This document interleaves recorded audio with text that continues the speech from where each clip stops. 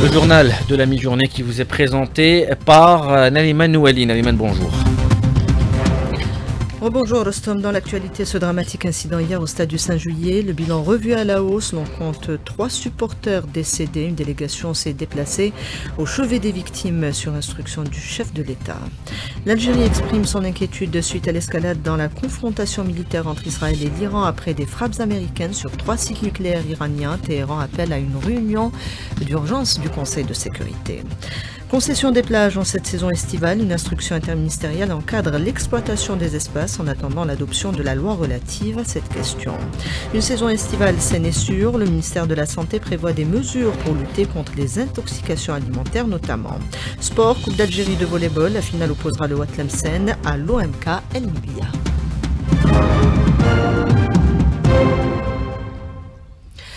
Madame, Monsieur, bonjour. Le drame au stade du 5 juillet à l'issue du match ayant opposé hier soir le Mouloudia d'Alger au NC Magra. Le bilan est passé à 3 décès. Que s'est-il passé exactement, Rostom Yahya Cherif? Eh bien, au moment où on s'apprêtait à fêter le titre de champion d'Algérie, le 9e de son histoire pour le Mouloudia d'Alger, après le coup de sifflet de l'arbitre, le score de 0-0 entre le Mouloudia d'Alger et le Nejm de Magra, les supporters qui commençaient à fêter ce titre jusqu'au moment où eh bien, une barrière de sécurité a cédé au niveau de la tribune 8 et 9 du stade du 5 juillet, juste au-dessus de la tribune de presse, et là où plusieurs supporters sont tombés sur cette tribune de presse.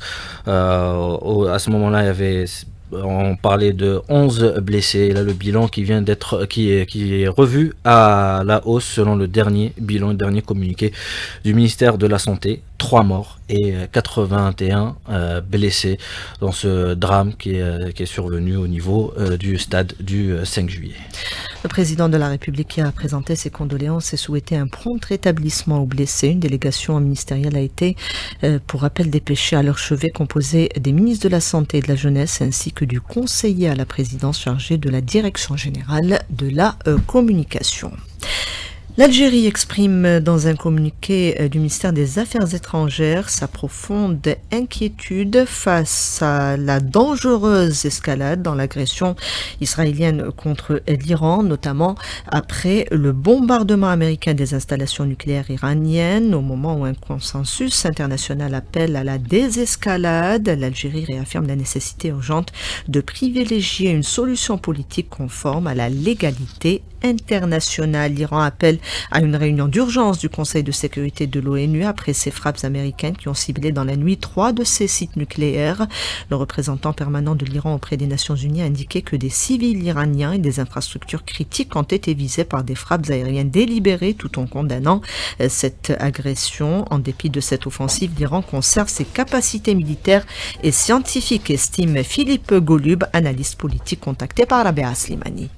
En dépit des efforts de décapitation de la part d'Israël, l'armée iranienne et les gardes sont encore structurés et peuvent encore agir. Les États-Unis qui auraient dû apprendre que les interventions qui ont pour objectif implicite ou explicite un changement de régime au niveau régional conduisent le plus souvent à des désastres. On pense à l'Irak, on pense à la Libye, chaos que cela engendre. Donc je pense qu'il va y avoir un engrenage dans lequel les États-Unis vont se retrouver, contrairement à tout ce que Trump a affirmé jusqu'ici, à une participation américaine à un conflit long avec la République islamique, même si le régime s'effondre, ce qui est peu probable actuellement. Il est probable qu'une partie de l'uranium enrichi dans le site de Fordo et de Natanz avant ça ont été déplacées ailleurs. En tout cas, les capacités scientifiques restent, même si les frappes à la fois israéliennes et américaines auront dégradé les capacités de production nucléaire iranienne pendant un temps.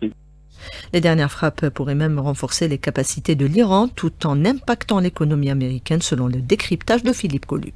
dirigeants iraniens actuels auront conclu de ces frappes que la seule possibilité pour répondre à des puissances technologiquement supérieures serait justement de se doter de l'arme nucléaire. Donc, dans un certain sens, ça pourrait accélérer le travail de production de bombes atomiques. Pour ce qui concerne les représailles potentielles iraniennes contre les États-Unis, les alliés iraniens régionaux, faisant partie du soi-disant front de la résistance, n'ont plus la capacité de frappe qu'ils avaient il y a encore 3 ou 4 ans. Nous allons probablement assister à des opérations importantes dans le golfe de Hormuz, dans les voies maritimes qui vont affecter les flux pétroliers internationaux de façon significative et déstabiliser l'économie mondiale. Ce qui a pour effet curieux du point de vue états-unien de créer une crise économique au moment même où Trump dit vouloir mettre les États-Unis sur le plan d'une croissance durable. Les sites nucléaires auraient donc été évacués avant les frappes. L'Iran affirme qu'il continuera à défendre sa souveraineté. Il a même effectué de nouveaux tirs contre des cibles israéliennes. Le diplomate Hamdan Damiri en parle à Karima Bennour.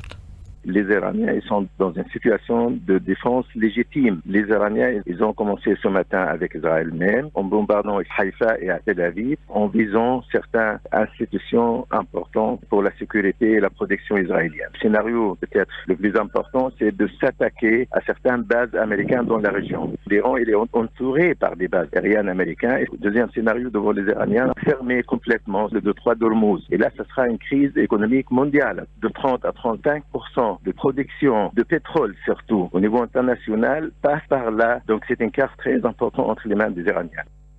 S'agissant des dégâts côté israélien, le gouvernement sioniste limite l'accès à l'information selon la journaliste palestinienne Fatana Tourabi. Un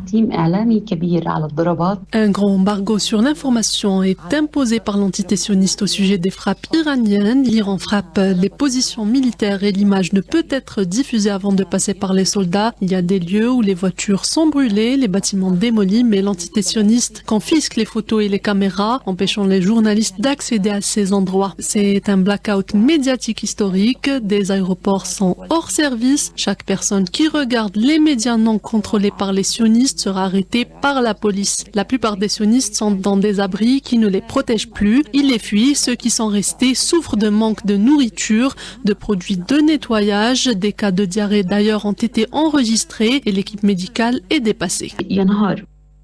Propos recueillis par Karima Bennour. Lancement ce dimanche d'une campagne nationale de vaccination. Elle concerne les enfants de moins de 6 ans non vaccinés. Des quantités suffisantes de vaccins ont été donc mobilisées. Mouna Abdellatif, spécialiste en épidémiologie, au micro de Mahdi Haddaoui. Le PSP de Sidi Mohamed Bouchnafa a mobilisé les équipes vaccinatrices au niveau de toutes les PMI, de toutes les structures de l'EPSP. C'est une campagne qui se déroule du 22 au 28 juin 2025, y compris le week-end. Cette campagne vise le rattrapage des enfants non vaccinés ou tous les enfants qui ont accusé un retard de vaccination. Les enfants concernés, ce sont tous les enfants de moins de 6 ans. Il faut savoir que le programme est un programme qui permet la prévention de la survenue des maladies comme la coqueluche, la diphtérie, le tétanos. Ce sont des maladies graves qui peuvent engendrer des épidémies allant même jusqu'au décès.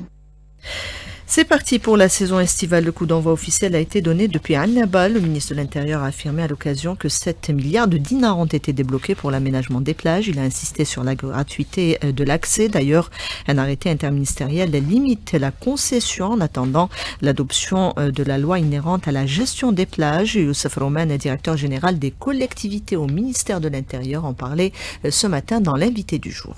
C'est une instruction qui encadre les modalités de concession. Il faut savoir que cette instruction intervient pour un peu lutter contre l'exploitation anarchique de certaines plages, parce qu'à un moment donné, il y avait des gens qui squattaient pratiquement des plages. Aujourd'hui, qu'est-ce que prévoit l'instruction? Elle prévoit qu'il y a possibilité de donner en concession au maximum 50% de la surface de la plage. Au niveau de la loi, ça va être 30%. C'est le principe qui a été arrêté. De manière très synthétique, l'instruction prévoit que les services du ministère du Tourisme au niveau local préparent un cahier des charges. Il y a une adjudication qui se fait sur la base d'une mise à prix qui est arrêtée par les services des domaines. Pratiquement, c'est des appels en manifestation d'intérêt. Une fois qu'il y a un concessionnaire qui est arrêté, donc on lui réserve l'endroit qui lui a été concédé et met en place des prestations.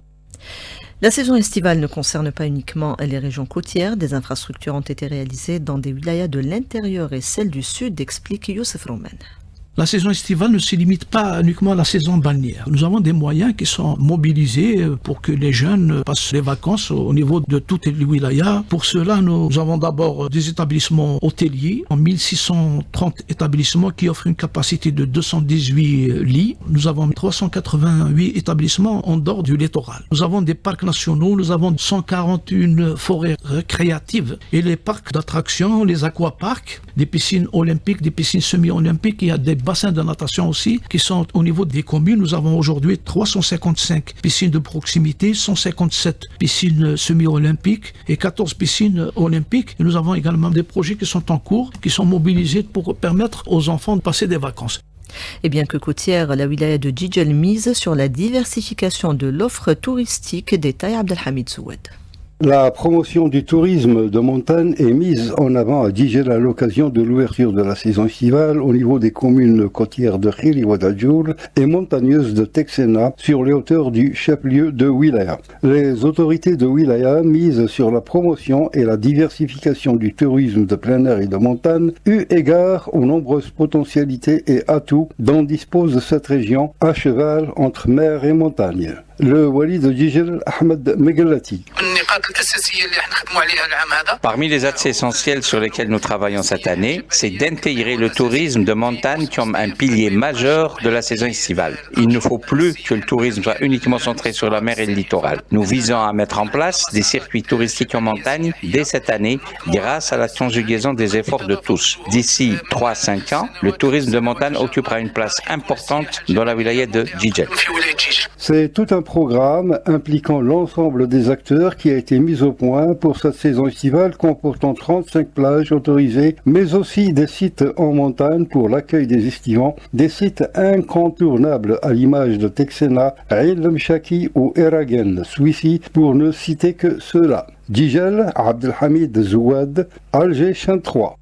Et des mesures ont été prises par le ministère de la Santé pour limiter et prévenir les intoxications alimentaires durant l'été. En marge d'une rencontre organisée ce matin, le ministre de la Santé a annoncé un plan nutrition à partir de septembre. Abdelhak Seyhi au micro de Hassan Chemech. Le plan national de nutrition va nous aider à avoir un objectif pour que à la fois le citoyen soit impliqué avec nous et le consommateur en premier, parce que nous avons des situations aujourd'hui désastreuses et qu'il y a un lien de causalité entre la maladie et la consommation des produits. Et surtout les colorants et les questions qui sont liées au fast-food ou à l'alimentation rapide. Il faut qu'on aille vers une assiette saine. Cette assiette contient des légumes, il contient des protéines. On espère bien l'adopter en mois de septembre. Avec 5 ministères parce qu'on va vers la tendance One Health.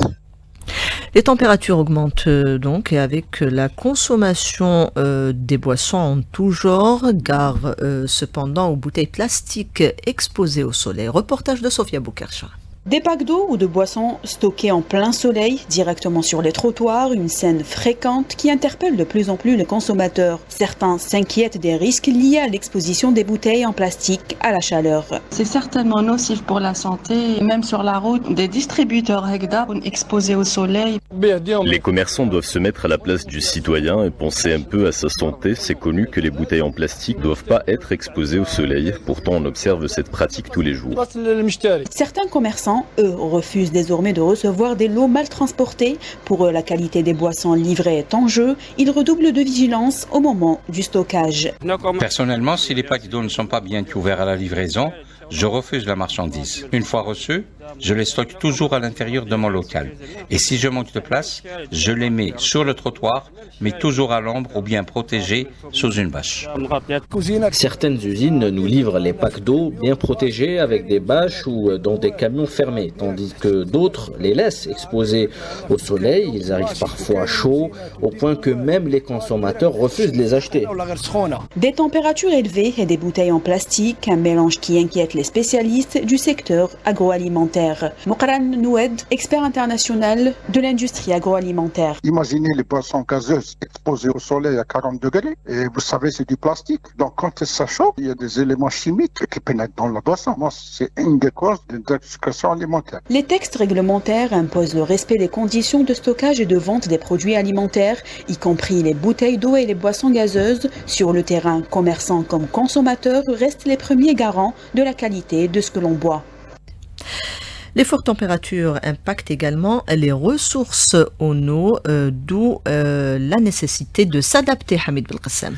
Oui, les températures caniculaires au-dessus de toute la région méditerranéenne font exploser la consommation d'eau. À cet énorme déficit hydrique s'ajoute l'une des conséquences majeures, mais non visibles, des changements climatiques, l'évaporation des eaux des barrages. Selon les spécialistes, plus la température est élevée, plus le taux d'évaporation est important. Exemple au niveau du plus grand barrage du pays, celui de Bni Haroun, le volume des eaux qui s'évaporent peut atteindre 300 000 mètres cubes par jour.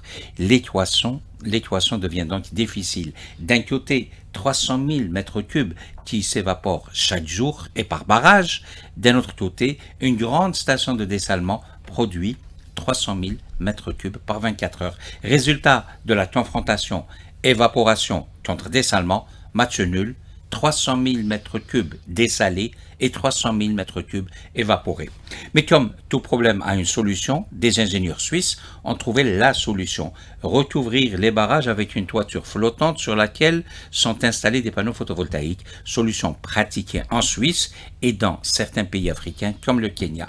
Et là, le bénéfice serait double. Préserver les volumes d'eau stockés dans les barrages tout en produisant une énergie propre et décarbonée et réduisant ainsi une facture énergétique insupportable pour l'Agence nationale des barrages et des transferts. La Hassaniya capitale ou Alger, capitale de la culture hassaniya, un colloque est organisé à Alger. Les travaux se poursuivent. Les détails avec Hanan Seissi. Une première en son genre, le colloque scientifique sur la culture hassaniya réparti sur 5 assises se penche sur les principales caractéristiques qui rassemblent les populations de la région. Scientifiques et académiciens lancent ainsi une réflexion sur un travail de recherche collectif, nous dit Mebarka Belhassan, présidente du comité scientifique du colloque. L'objectif de ce colloque est de démontrer la profondeur africaine de la culture hassaniya en Algérie. Nous évoquons les éléments que se partagent les pays voisins. La matière scientifique existe grâce aux efforts des chercheurs et les académiciens et la société civile aussi. Et nous souhaitons que ça devienne une initiative collective sur la culture hassaniya qui demeure un terreau pour la recherche. Des recherches qui s'imposent au vu de la portée unificatrice de cette culture commune. Shamseddin Sidi Baba, poète, membre de l'Union des poètes hassaniens. C'est une identité qui caractérise les Bédans, les Mauritaniens et les Sahraouis et les Algériens parlants. On espère que tous les Mauritaniens, tous les Sahraouis, tous les Algériens sachent qu'ils sont un seul peuple. C'est ça l'essentiel. C'est ce que nous voulons exactement, c'est de s'assurer que nous sommes un seul peuple et qu'on doit être unis malgré les défis d'aujourd'hui. Le colloque qui se poursuit au Palais de la Culture sera clôturé par une plateforme de recommandations relative à l'aspect académique autour de la culture hassaniya. On prend la route à présent vers Miliana où la fête de la cerise se poursuit sur place Rima Rahmani. C'est le jardin botanique de la ville qui abrite cette fête haute en couleurs, même si dans le passé cette célébration était une véritable symphonie d'animation, des activités éducatives, des événements culturels et sportifs, comme le relate pour nous Ahmed Kedia, éducateur en retraite. 3 jours et 3 nuits, on ne dormait pas. On venait de partout, de l'Algérie, même de l'étranger. À côté, il y a la confiture, surtout la traditionnelle, cuite dans des chaudrons en en cuivre. La belle époque. Hassiba Zizal, spécialiste en confiture, toutes sortes de fruits. On est spécialiste de la confiture artisanale qui se fait à l'ancienne méthode, dans des chaudrons en cuivre. C'est des chaudrons très anciens. Je fais beaucoup d'innovations. Je fais des confitures comme cette année, comme pendant la fête des cerises. J'ai fait de la fraise, lavande, de la gelée de lavande sauvage. C'est connu à Miliana. La gelée de romarin, des lilas aussi. J'ai fait des mûres avec de la lavande aussi. J'ai fait des cerises avec des cassis. C'est très très bon. Au marché du coin, on peut trouver beaucoup de variétés de cerises comme le bigarro, le cœur de pigeon, le moucheté, le tigré et le merisier. Aujourd'hui, cet arbre vénérable, autrefois le joyau de la région, sa culture a vraiment baissé. Le cerisier, symbole de prospérité et de tradition, ne trouve plus sa place dans les vergers milianais. Les habitants ont cessé de le cultiver. Du jardin botanique de Miliana, Wilaya de Indeflar, Imarahmeni, Al-Chan 3. On termine avec un mot de sport, la finale de la Coupe d'Algérie de volleyball qui opposera ce soir le Watlemsen à l'OMK El Milia à la salle de Rouiba. Dans quelques instants, vous retrouverez Karima Bennour pour le bulletin météo. Ça sera juste après l'appel à la prière.